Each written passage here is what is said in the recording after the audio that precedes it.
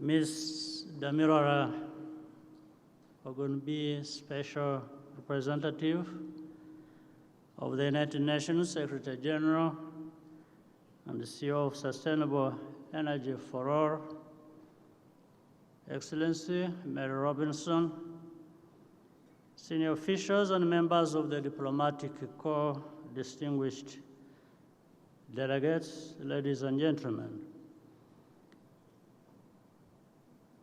First, allow me to welcome you all to Rwanda.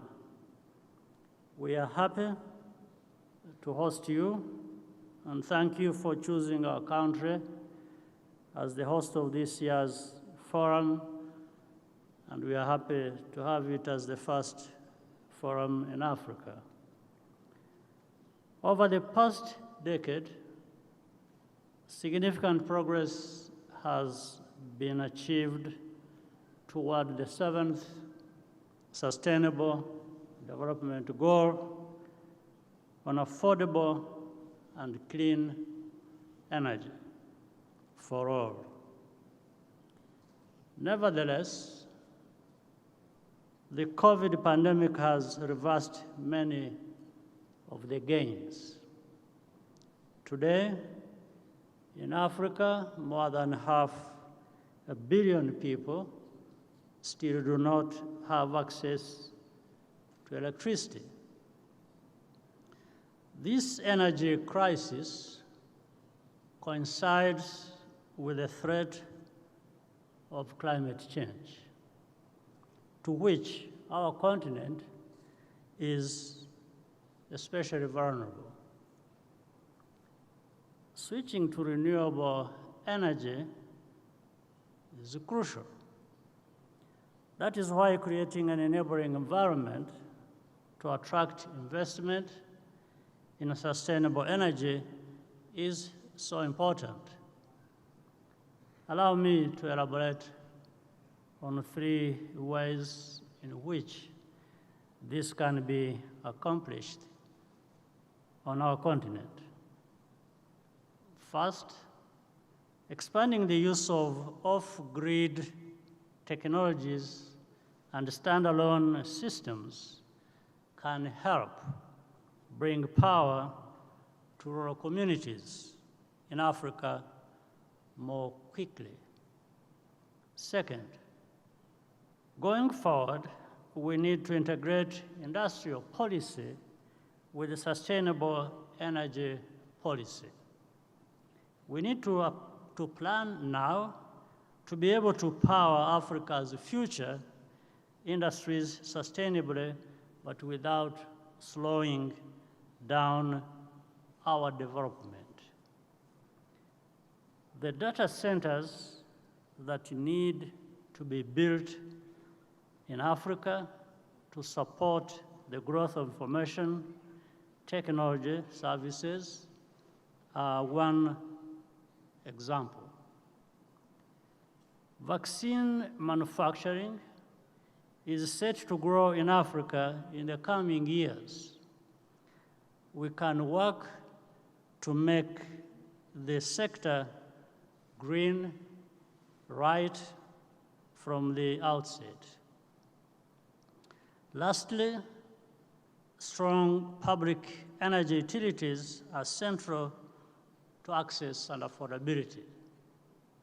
They need to be professionally managed and financially viable.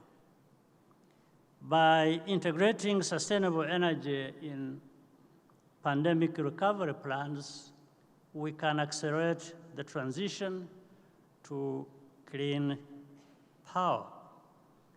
But the transition must be just and equitable. This means it should align with Africa's development priorities and aspirations to ensure no one is left behind.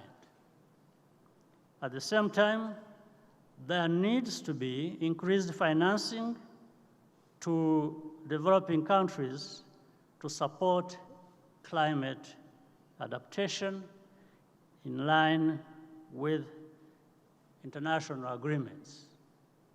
Africa cannot carry the burden alone, especially given that its emissions did not create the climate emergency. However, Africa